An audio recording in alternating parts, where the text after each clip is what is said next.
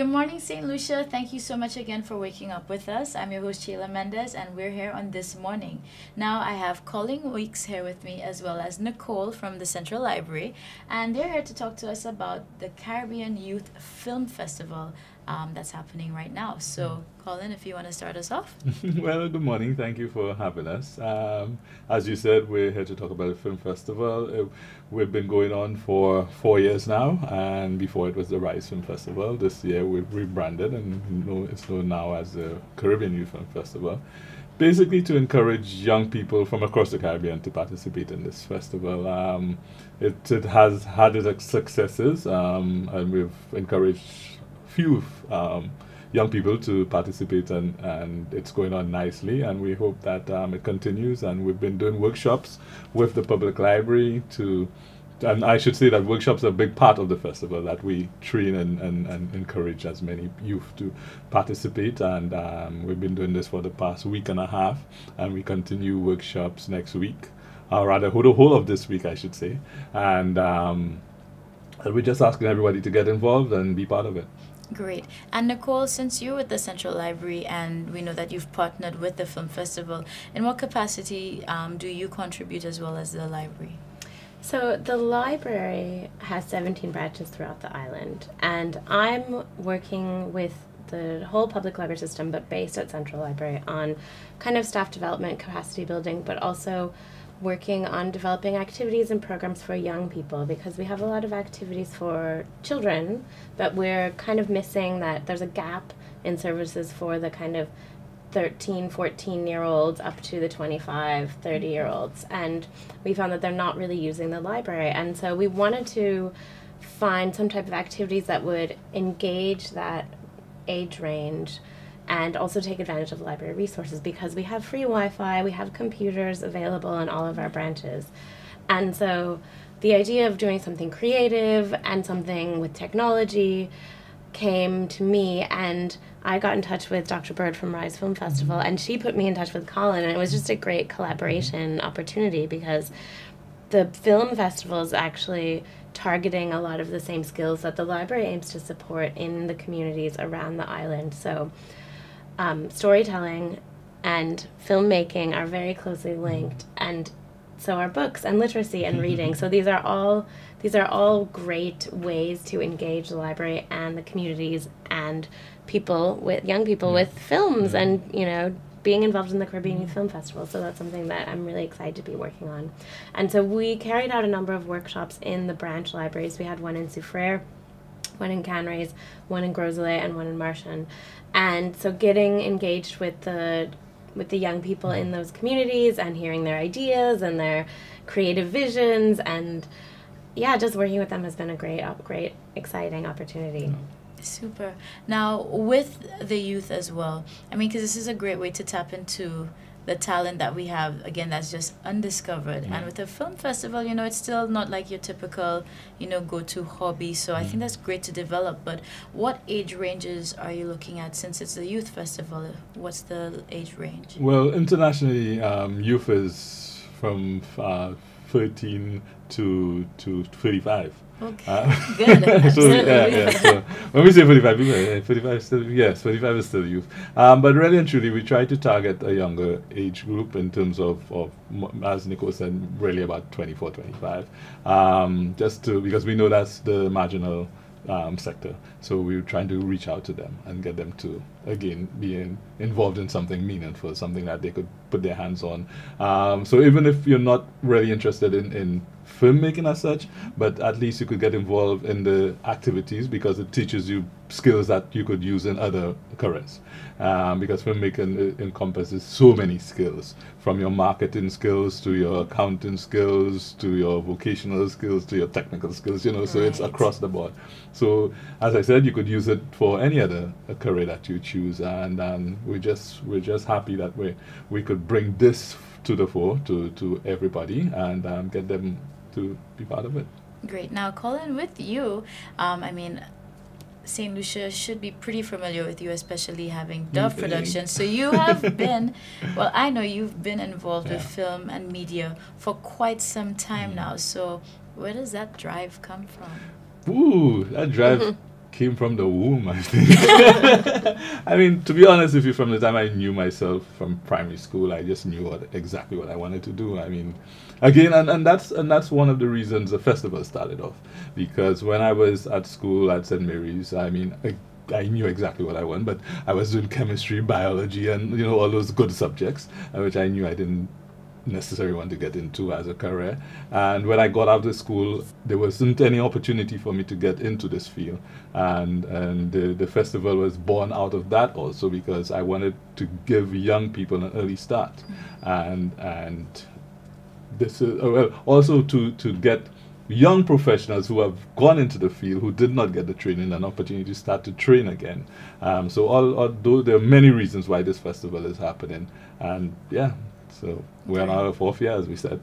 Super. Now, as the build for the workshops, you know, I should say as the workshops come to completion, I know there's a screening as well, an award. So just tell us the dates for that, and again, if it's open for public and where they can come and support. Right. Let me just say from today onwards that we will be at the Blue Coral Mall from 10 to 3, and the workshops are open to everybody. So even if you're an adult and you just want to pop in for half an hour, you know, you could do so. And as you said, the screenings are next week, and then we have the award ceremony, which is on the 20th, which is the following Saturday. So you know, that's really our program, and we're all set and geared and ready to go. Okay. Yeah. And just tell St. Lucia how they can probably contact you all to get more information on the film festival and the list of activities. Right. You could email me at cweeks@theprostlucia.com, and also my telephone number 520-4814. You could contact me there. You could go through the Central Library and contact Nicole. She's at the library, so you could do so. And it's just a matter of uploading your video to whatever YouTube, Vizmo, or whatever link that you want to use.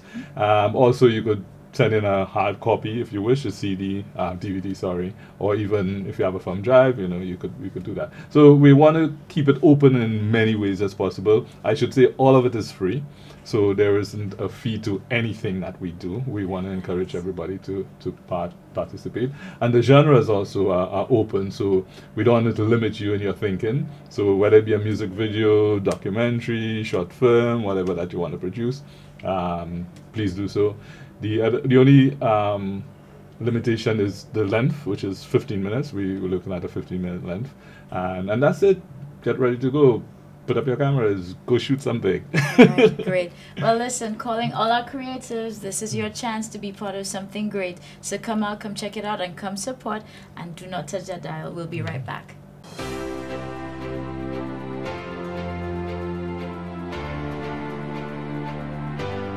Good morning, St. Lucia. Thank you again, as always, for joining us. I'm your host, Chayla Mendez, and you're watching This Morning right here on DBS. Now, I am at a very quaint, unassuming location. We're at the Ancient of Days, where we caught up with Empress Isis, and she is the master chef behind the alkaline cooking here at her restaurant. So, Empress, blessed love, how are you? Give thanks. All is well. Give thanks. Blessed love. Thank you so much for having us here. Listen, this is a hotspot that so many people don't know about, but the big part of it is that Empress specializes in alkaline cooking. So can you tell us more about what is alkaline food or alkaline cooking? Blessed love once again. Alkaline foods are foods that contain a potential hydrogen balance of 7 and above. If it's below the potential hydrogen balance of 7, it is acidic and it's detrimental to your health. So we don't use any foods that are below the pH balance of 7. And that's just basically what alkaline foods are, you know, electric foods, non-hybrid foods, non-GMO foods, and all of that. With the alkaline foods, when you consume alkaline foods, say like if you have a particular ailment, within a matter of like less than a month, you would eradicate the ailment, you know, because when you consume a lot of the acidic foods, it increases on the mucus level in your body. Now, the mucus itself is the only disease. If the mucus level is so high and you are so, you are becoming sick, You understand? Like you develop ailments like cancer, lupus, and all of these other diseases. You can reverse it in no time with the alkaline foods. Thanks. Great. And how did you get involved with alkaline cooking? Well, in the year of 2009, we were like searching for herbs and all of that kind of thing. And we came across a doctor called Dr. Sebi. Now, he's a black man from Honduras, and he speaks a lot about the alkaline foods and all of these kinds of things. Now, we wanted to go in depth, just to be particular, when it comes to our eating and our well-being. So when we came across this doctor called Dr. Sebi, he showed some different videos about like people he has healed by reversing the diseases by giving them the alkaline foods. Now, when we went in depth of the knowledge by watching the documentaries, we understood a lot of things about our bodies and certain foods that didn't go with us and those that were correct and all of that kind of thing. Well, from there, we took it on another level, and the foods that we used to prepare, for instance, the rice, what else again? The rice, the potatoes, the dashing and all of these kinds of foods. We stopped using all of these foods, because the potential hydrogen balance of it was below 7, So that made it extremely acidic, and it was detrimental to our health. So we had to stop using all of these foods. And from there, we grew, and until we reached to that level that we are right now. Now, even for me, prior to my friend Jessica, who told me about you, Empress, and alkaline cooking, I had no clue what an alkaline diet was. So I know I'm going to get a couple shockers, but, there's some common foods that we like to use very often that are definitely very acidic. So can you share some of those foods that are dangerous then? Okay. Foods like the rice, once again. The rice contains a high amount of cyanide poisoning, which is extremely detrimental to our health. Now, the cyanide poisoning is a slow poison, so you won't actually feel the effects of it like right away when you're consuming the rice. It takes time, and gradually your body will start breaking down. The level of mucus will still build up because it is a hybrid food. You understand? But the original rice is the wild rice, which is high in iron, potassium, copper, and other essential minerals for our health and well-being. So the rice, first of all, you should, if you are trying to eat alkaline, or if you are becoming a vegan or a vegetarian, you should just cut the rice completely because it's just not good and it has no nutritional value. And as you mentioned that, share, anybody looking to transition into a healthier diet, maybe a few simple tips on making that transition to a now alkaline diet. The first step, you go through your cleansing.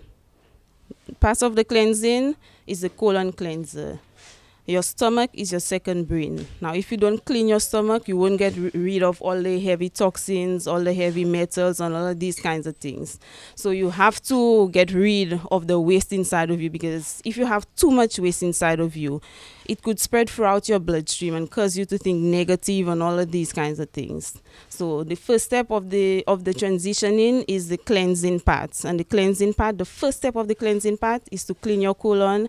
Afterwards, you follow up with a blood and liver detox. And if you have any particular problem, you tackle the area the problem is. So Empress has blessed us with a really great meal here, and she's going to tell us what's on the plate, because this is just a sneak peek of what you can get here for lunch at Ancient of Days. Blessed love family, give thanks once again. On these lovely plates, we have chickpeas, better known as garbanzo peas. We have local lettuce with organic cucumbers and avocados. Avocados are very good for your brain. So it builds on your brain cells. It has natural fats, not artificial fats. So I know a lot of people like to stay away from avocados, but they are great when it comes to building up your brain cells and freeing up your mind also. We have quinoa. That's an ancient grain from Ethiopia. It's also mixed with the amaranth grain. The Creole name for this plant is Zepina. So most people don't know amaranth. They know the Zepina plant. So the amaranth grain is the seeds from the Zepina plant. We also have a stir fry with portobello mushrooms and okras with Christophine. Most people know it as Christophine, which is a Creole name, but the English name is chayote. Most people know it as chocho also.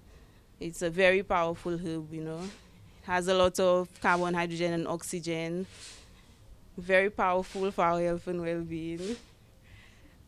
We also have a macabou salad in the center. It has a lot of love into it.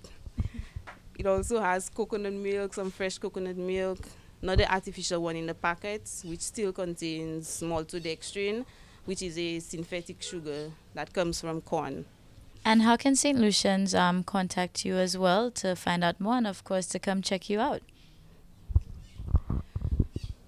If someone wants to contact me, they can call me on my cell phone. The number is 485-2974, or we're located in Grosile, in Massad Grosile, excuse me. That's behind the primary school.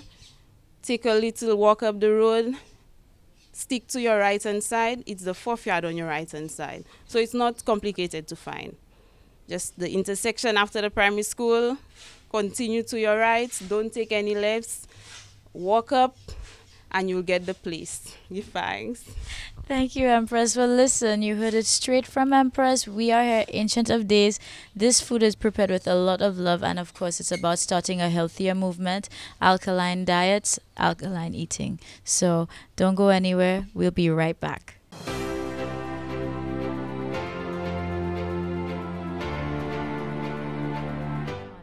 Hey, welcome back, St. Lucia. Thank you again for returning. I'm your host, Chayla Mendez. This is This Morning right here on DBS. Now, we're doing something a little new with this show. And besides just waking you up in the know, we want to wake you up and have you get fit with us. So now's the time where you have to wake up and shake up with us, because we're going to be doing soca size. Good morning, St. Lucia. Welcome to your morning soca size session. My name is Shani Victorine, and I am a licensed soca size instructor. And I'm here with Vernal Flavian and Chayla Mendez, our soca size instructors as well. Soca size is an exhilarating Caribbean workout that combines aerobics and Caribbean dance to the sweet sound of Caribbean music. For this morning session, we're going to show you a quick warm-up routine to Patrice Roberts' Old and Grey. Are you ready? Yeah! All right, let's do this. So we're going to break down the moves, show you each move, run through it a bit, and then we're going to put it together with the music. Our first move is our pepper seed with the arms. So we start single, single, double, single, single, double. Let's do a few more. Double, double, double. All right.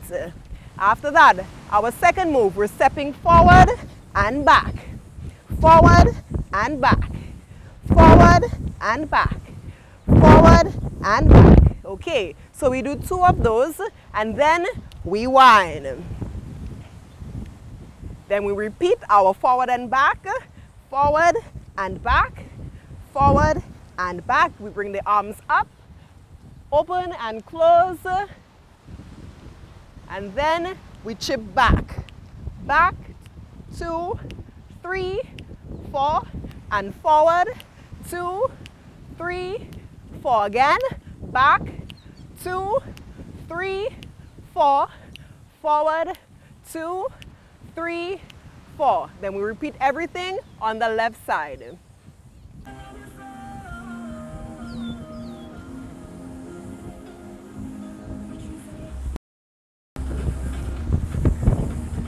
Four, 3, single, single, double, and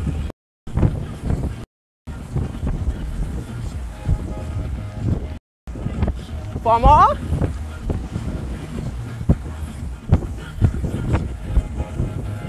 Forward and back, and wind. Forward and back, and hands up.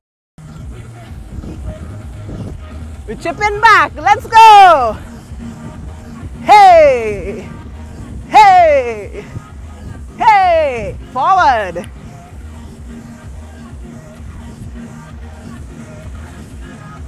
Pepper seed left side.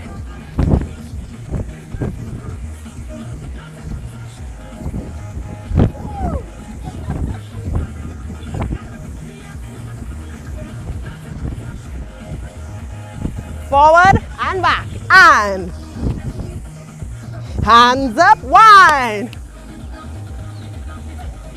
Forward. Hands up. Chip. Hey. Till we all land gray. Take it forward.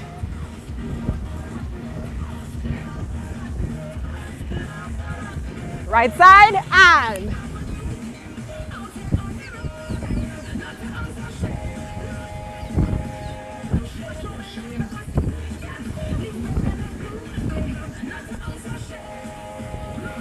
forward and back and wind. Forward and back and hands up. Take it back and hey. Oh yes. Feeling it. Bring it forward.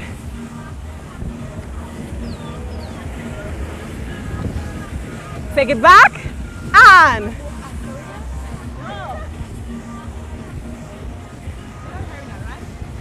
forward, forward.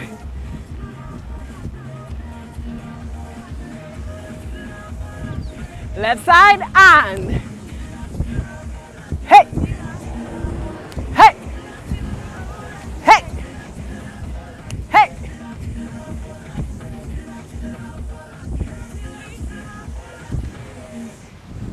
Woo, wonderful. That was our routine for this morning. I hope you enjoyed it. Hey, I really hope that you enjoyed that. And for the least, we got you to break a sweat because we want to keep you healthy and fit with us right here. And big shout out to Soca Size St. Lucia, Shani and Vernell, just always bring the energy. So now you guys can keep doing Soca Size with us. We're going to be doing this every Monday, every Wednesday, and every Friday right here on This Morning. And of course, we look forward to seeing you tomorrow, same time and same place. But just before we go, we want to say best wishes going out to our Olympic team. Let's go Team St. Lucia. Make us proud.